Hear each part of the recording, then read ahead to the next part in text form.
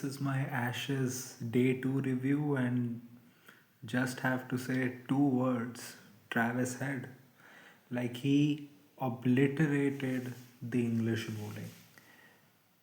Like, they took the wicket of Marnus Labuschagne. Even he had a good hand there, like 48 of 68. He was aggressive, he looked good there.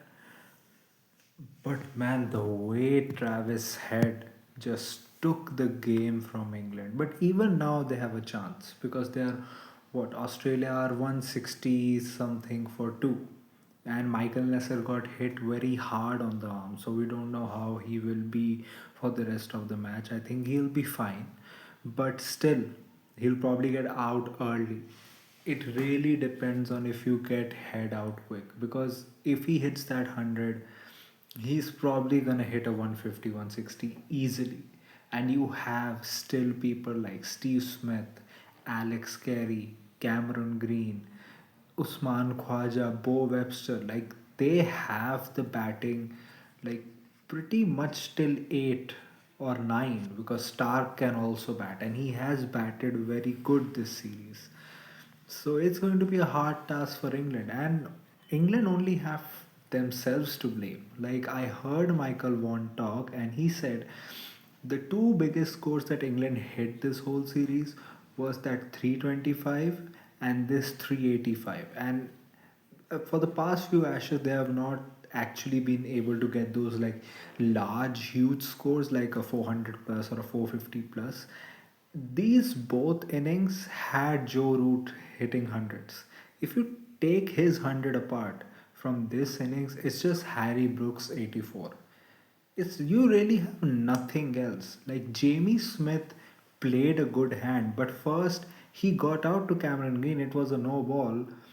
Then he almost got out again, and then he got out trying to swat a medium pace ball from Labuschagne, who bowls leg spin as well, in his third or fourth ball of his first over. What was the need for that shot? Root and Smith were going so well. Like, at that point, you would have thought that the both will stay together at least till England hits like 380 or 400 at least. But he just,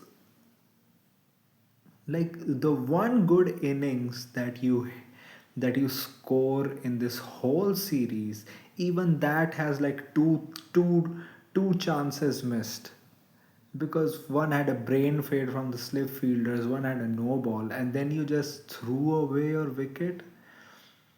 Like, that 384 can look like it's a big score, but the way that Australia is batting and the way that their batting goes deep and the way that the English bowlers had been bowling today, like, you're in for a beating if the conditions are not to your favor in the morning next day.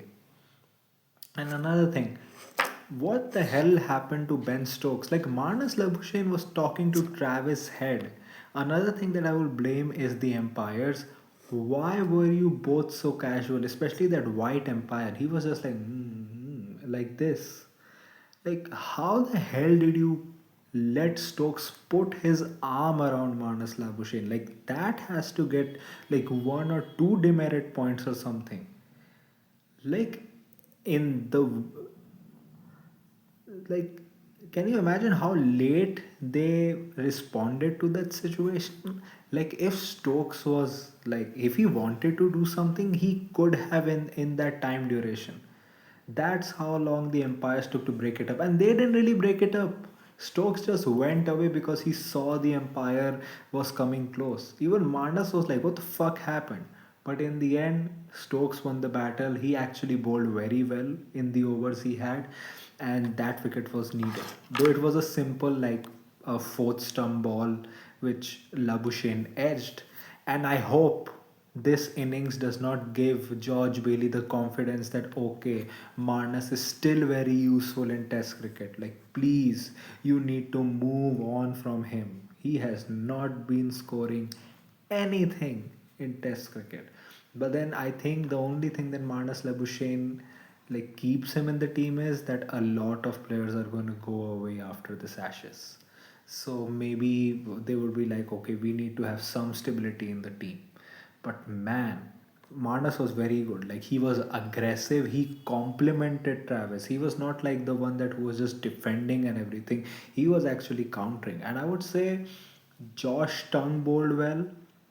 Bryden Cars like troubled Travis Head throughout the day, but I think whenever we saw someone like a Bryden Cars troubling, you will suddenly have Matthew Potts getting smashed to bits on the other side. And even Weatherall, like he got out so late. You can say that he got out on a low score, but when he got out, they had already crossed like 70, 80 on the opening partnership, where you could have just got him out when they were on like 40 opening partnership. And that makes a lot of difference to the psyche, to the situation in which the one down batter comes in, to the overall like comfortability the opposite partner has. So, and especially Ben Duckett, like, first you're not batting that well. Second, I saw you are fast in the field, but you got paunch going. Get yourself fit. You did not score any runs in this series, and now you're dropping catches. You also had him getting dropped in the slips also, though that was kind of a difficult catch.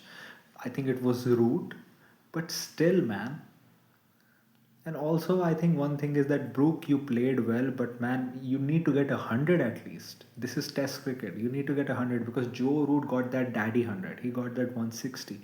What about you? You are the next big thing of this English cricket team across formats. Most likely after this series, you're going to be the next Test captain.